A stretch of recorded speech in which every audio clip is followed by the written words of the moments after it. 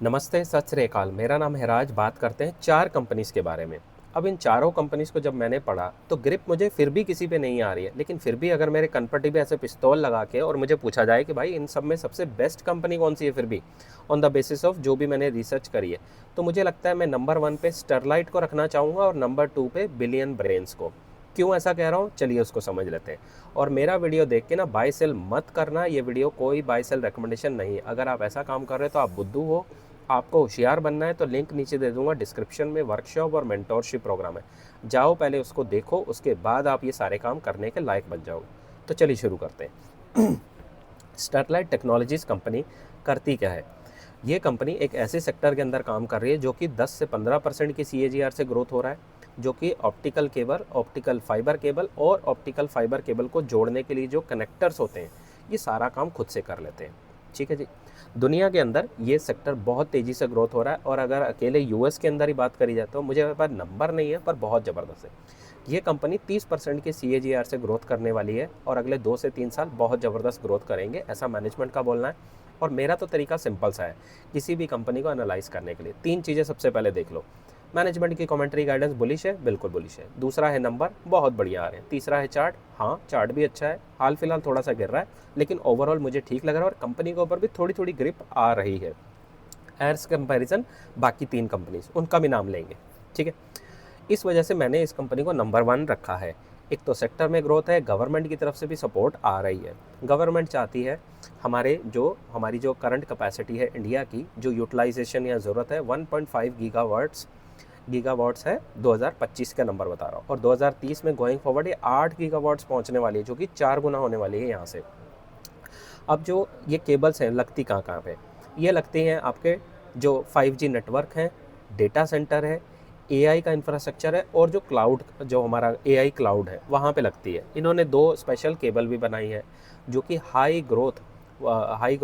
High margin के अंदर वो काम करती हैं। एक G करके कुछ नंबर है, वो केबल आपकी इस्तेमाल होती है आपका जो AI की कनेक्टिविटी के लिए, और जो एक और कोर केबल कुछ करके नाम मैं भूल रहा हूँ, वो आपकी इस्तेमाल होती है क्वांटम जो कनेक्टिविटी है वहाँ पे, जो लेटेस्ट टेक्नोलॉजी, यहाँ पे मार्जिन इसके बहुत ज़्यादा हाई रहेंगे। ठीक है जी। एक बड़ी ऑर्डर बुक है 7,000 करोड़ के आसपास, जो इनको एक बड़ी क्लियर विजिबिलिटी देती है गोइंग फॉरवर्ड। और बिजनेस में ग्रोथ आने के कुछ और भी जो इंडिकेटर है, जो इंडिया और US की ट्रेड डील होने वाली है, उसकी वजह से फेवर में आ रहा है, प्लस जो इंडिया के ऊपर टैरिफ 50% थे वो कम हो रहे हैं। तो ये कुछ चीज़ें जो इसके फेवर में आ रही हैं। और जो इंडिया के अंदर डेटा सेंटर बन रहे हैं, जिसके अंदर की रिलायंस है, आपका टाटा है, अमेज़न है आपका, और भी जो भी कंपनीज हैं, माइक्रोसॉफ्ट है, वो इन्वेस्ट कर रहे हैं, और वो उसको हाइपर स्केल करना है। और आपको पता है डेटा सेंटर के अंदर नॉर्मल जो AI इनेबल्ड डेटा सेंटर है, वहाँ पे जो केबल की कैपेसिटी, केबल की जो यूटिलाइजेशन है, वो 30-35% एक्स्ट्रा लगती है नॉर्मल केबल से। तो इन सब वजह से मुझे लगता है ये सेक्टर के अंदर बहुत ज़्यादा ग्रोथ आने वाली है, और मुझे थोड़ी ग्रिप भी आ रही है यहाँ पे। अब दूसरा है बिलियन ब्रेन्स, यानी कि ग्रो ऐप। ये ऑनलाइन प्लेटफॉर्म का काम करते हैं, 10-12% से सेक्टर ग्रोथ करेगा, और कंपनी भी 15-20% के आसपास ग्रोथ कर सकती है।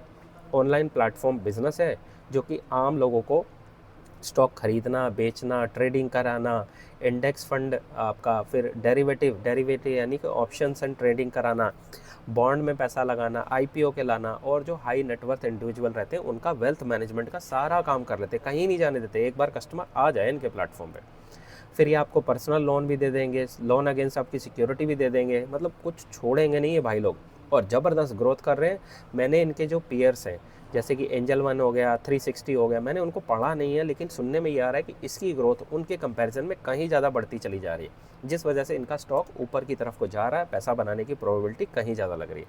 अगेन मेरा वही तरीका, 3 चीज़ें, मैनेजमेंट की कमेंट्री गाइडेंस, दूसरा नंबर, तीसरा चार्ट। कमेंट्री गाइडेंस अच्छी है, नंबर बहुत बढ़िया है, और चार्ट जब ऊपर को जा रहा है तो तीनों चीज़ों का कॉम्बिनेशन। हालांकि मुझे ग्रिप इस पर भी ज़्यादा नहीं है, लेकिन फिर भी मैंने इसको 2 नंबर पर रखा है।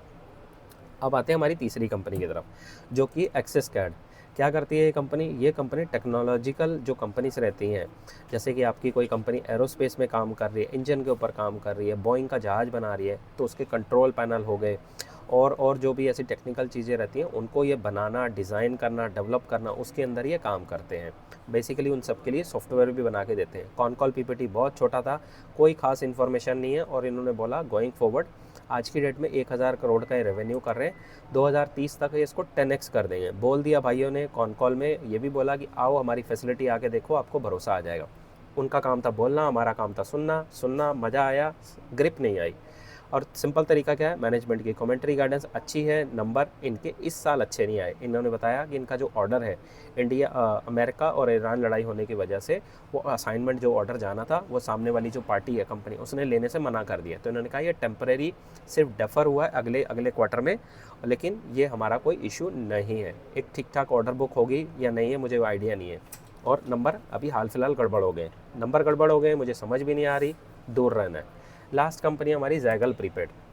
ये एक ऑनलाइन प्लेटफॉर्म है जो कि आपको फिन टेक्नोलॉजिकल कंपनी है, जो दूसरी कंपनीज, कॉर्पोरेट कंपनीज या उनके एम्प्लॉयज़ को, खासकर एम्प्लॉयज़ को जो छोटा मोटा थोड़ा कैश की ज़रूरत पड़ती है महीने के आखिरी में जब आपका पैसा ख़त्म होने लगता है, और उन एम्प्लॉयज़ को, डिपार्टमेंट को रन करने के लिए कुछ खर्चे भी होते हैं, जैसे आपको पेट्रोल भरवाना है, खाना ख़रीदना है, कॉर्पोरेट गिफ्टिंग करनी है। तो वहाँ पे ये कंपनी क्या करती है, जाती है, अपनी सर्विसेज देती है, उसका सॉफ्टवेयर देती है, प्लस एक प्रीपेड कार्ड दे देती है। उससे क्या होता है, आपके जितने भी खर्चे हो रहे हैं उनको मैनेज करा जाता है, ट्रैक करा जाता है, और फिर उसको बाद में कैलकुलेशन करने में मदद मिलती है इनकी सॉफ्टवेयर की हेल्प से। अब ये कंपनी जाती है, उनके एचआर से, उनके डिपार्टमेंट से बात कर लेती है और उनको अपने ऑन बोर्ड अपने सिस्टम में ले लेती है।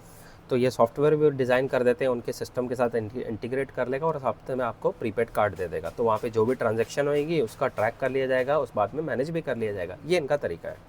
अब ये जो इनके कार्ड इस्तेमाल करेंगे वो क्यों इस्तेमाल करेंगे भाई, दूसरी कंपनी का क्यों ना करें। तो इनकी डील है पीछे बैंक से, ICICI, HDFC ऐसे बैंक से के साथ इनका लिंक है। वो वहाँ से डील लेते हैं, उनका पैसा इस्तेमाल करने के लिए आगे देते हैं, बीच में एक अपनी फ़ीस ले लेते हैं कट, और पैसा रिकवर करके बाकी बैंक्स को वापस दे देते हैं। उसके बदले में कुछ आपको कॉर्पोरेट गिफ्टिंग, डिस्काउंट, कूपन बहुत कुछ मिलता रहता है। तो इस तरीके से मैनेज करते हैं। अब कंपनी की जो गाइडेंस है उसके हिसाब से 30-40% बड़े आराम से ग्रोथ करेंगे गोइंग फॉरवर्ड। नंबर भी अच्छे आ रहे हैं इनके। अब मेरा तरीका क्या है, वही 3 चीज़ें। देखो, हर बार जैसे कहते हैं ना, मतलब सिचुएशन के हिसाब से गोल पोस्ट नहीं चेंज करना, आपको रूल सेम रखने, उस रूल के हिसाब से, पैरामीटर के हिसाब से जो कंपनी आपकी क्लियर करे चेकलिस्ट, बस उसको गोइंग फॉरवर्ड आपने आगे लेके आना, वरना उसको साइड में डब्बे के रख देना है। अब इसकी मैनेजमेंट की कमेंट्री गाइडेंस बुलिश है, हाँ बिल्कुल बुलिश है। नंबर अच्छे हैं, बिल्कुल अच्छे हैं। चार्ट नीचे जा रहा है डाउन ट्रेंड में, प्लस मुझे इस बिज़नेस पे ग्रिप भी नहीं आ रही। तो ये चौथी चीज़ है, मैंने धीरे धीरे ऐड कर दूंगा। तो जब मेरे को इसका चार्ट साउथ में जा रहा है, मुझे ग्रिप नहीं है इस बिज़नेस में, खाली नंबर अच्छे आ रहे हैं और मैनेजमेंट अच्छा बोल रही है, तो मैं क्या इसमें इन्वेस्ट कर दूं। वैसे तो आपको मेरा वीडियो देख के किसी भी कंपनी में ना तो इन्वेस्ट करना है, ना बाय करना है, ना सेल करना है। अगर आप ऐसा कर रहे हो तो बुद्धू बन गया, आपने ऐसा काम नहीं करना है। सीख के करना है तो लिंक नीचे डिस्क्रिप्शन में दे रहा हूँ, वहाँ जाओ, पहले पढ़ो, लिखो, सीखो, उसके बाद पोर्टफोलियो बनाना, बाइंग करना सब आ जाएगा, लेकिन बेसिक आपको अंडरस्टैंडिंग आएगी तब। अब मैंने कंपनी पढ़ी तो इसका मतलब ये थोड़ा कि जाके बाय कर लो, नहीं भाई, टाइम वेस्ट हुआ नहीं। कभी भी कोई पढ़ी हुई कंपनी टाइम वेस्ट नहीं होता है। हाँ, मुझे ग्रिप नहीं आ रही है, ये मेरी प्रॉब्लम है, ठीक है, मैं इसको बार बार पढ़ूंगा, ग्रिप आ जाएगी। ऐसी ही एक कंपनी है EFC, उसका भी सेम वही हाल है, बिजनेस में ग्रोथ है, वो फ्लेक्सिबल स्पेस वाली जो कंपनी है, 30-40-50% ग्रोथ करने वाली कंपनी। चार्ट डाउन ट्रेंड जा रहा है, नंबर बहुत बढ़िया आ रहे हैं, सेक्टर में ग्रोथ है, सब कुछ है, लेकिन उसको मैं बाइंग करूँगा बिल्कुल नहीं। उसमें मुझे ग्रिप भी आ रही है कंपनी में, लेकिन जब वो राउंडिंग बॉटम बना के ऊपर को चलना शुरू हो गया, मुझे तब लेना है। मुझे नीचे का 20% एक्स्ट्रा के लिए अभी से जाके मरना नहीं है, वहाँ जाके पैसा नहीं फंसा लेना। समझ रहे हो आप मेरी बात? आई होप आपको ये थोड़ा सा पॉइंट वैलिड लगेगा। अगर वीडियो अच्छा लगा तो जाके लाइक, शेयर, सब्सक्राइब कर देना, और मिलते हैं अगली वीडियो में। तब तक के लिए नमस्ते, थैंक यू एंड सत श्री अकाल।